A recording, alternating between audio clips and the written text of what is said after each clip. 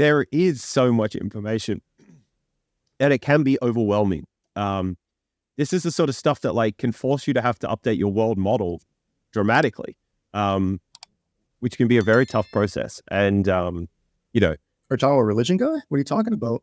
all of these things, it all ties in like this kind of stuff. Okay. Like there's this, and then there's like a whole other breakthrough thing that's happening with the Wolfram physics stuff as well, which is like giving us a way of understanding the universe and the nature of reality and observers and all this other crazy stuff.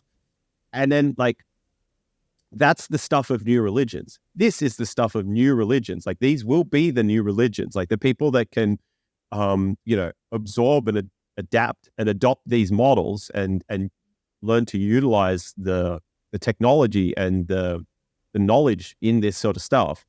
This is going to form the basis of like what I think are going to be the new, like the modern religions. It's bonkers. Like this is the sort of stuff that gives, superpowers, so to speak. Like, like this is the stuff that was talked about in mythology kind of thing, like lightning bolts and, like being able to harness the power of, electricity or thunder, Thor, the god of thunder and all this kind of stuff. It's like, yeah, like people are going to have those abilities moving forward, not like in the same sort of sense, but like, we'll really be able to harness nature, so to speak, or create different, it's just fucking cool shit. Okay, so I've got a little, I'm just going to, because I'm doing this on the fly, I've got some notes, but they're a little bit incoherent. So I'm just going to use ChatGPT to read through some of the paper and talk about some of the stuffs. Did we elaborate on the atmospheric stuff?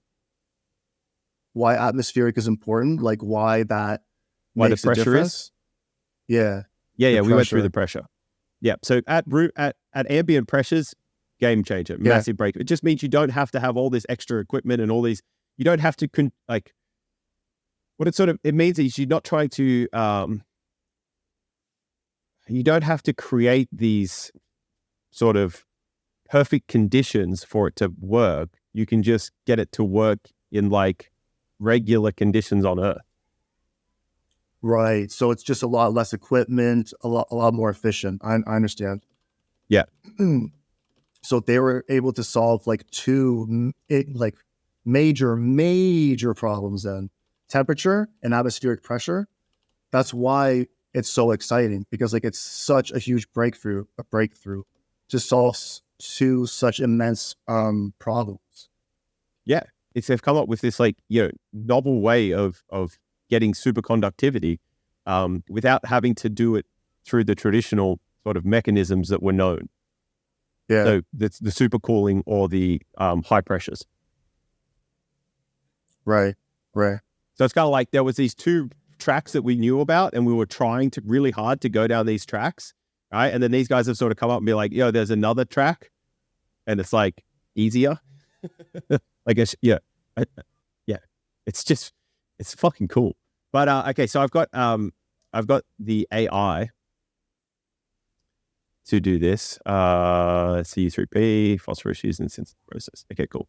Yeah, so essentially it is lead, copper, and phosphorus that they used. Okay, so little summary from AI PDF.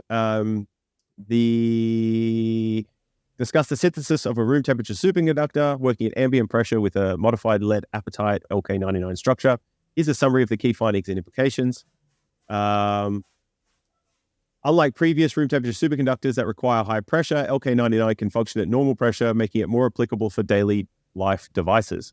Characteristics of LK99. The superconductivity of LK99 is proven through various measurements, including critical temperature, TC, zero resistivity, critical current, critical magnetic field, and the Meissner effect. Yes, we've already gone through that. Okay.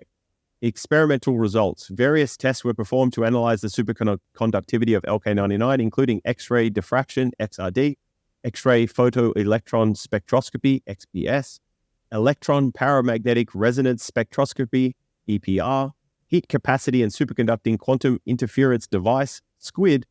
The data's on page 2. We can have a look at. The critical temperature of LK99 is over 400 Kelvin, and the resistivity was calculated in the order of 10 to the negative 10 and 10 to the negative 11 ohm centimeters, XRD results showed that LK99 is polycrystalline and has a slight shrinkage compared to the lead apatite with a volume reduction of 0.48. Okay, so that's a very important thing. We're going to put a pin in that, and we're going to come back to it in a second with some diagrams.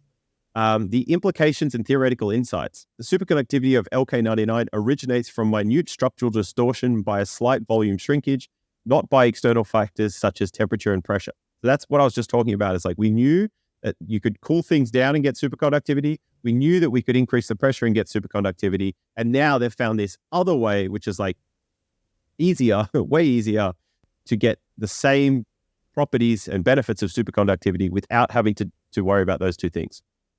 The authors argue that stress caused by temperature and pressure brings a minute structural distortion and strain, creating an electronic state conducive to superconductivity. The findings may provide new insights into the correlation between superconductivity and structural changes in materials. That's a big thing to talk about too. Give me a sec. Potential applications and future research. The discovery of LK99 opens up new possibilities for the development of superconducting materials that can operate at room temperature and ambient pressure. The paper hints at the potential for practical applications in various technologies, although specific applications details are not provided in the paper. Yeah, obviously. Okay, so in summary, the paper presents a groundbreaking discovery in the field of superconductivity by synthesizing a room temperature superconductor that operates at ambient pressure. The unique characteristics of LK99 and the insights gained from its synthesis could have far-reaching implications for both theoretical understanding and practical applications of superconductivity.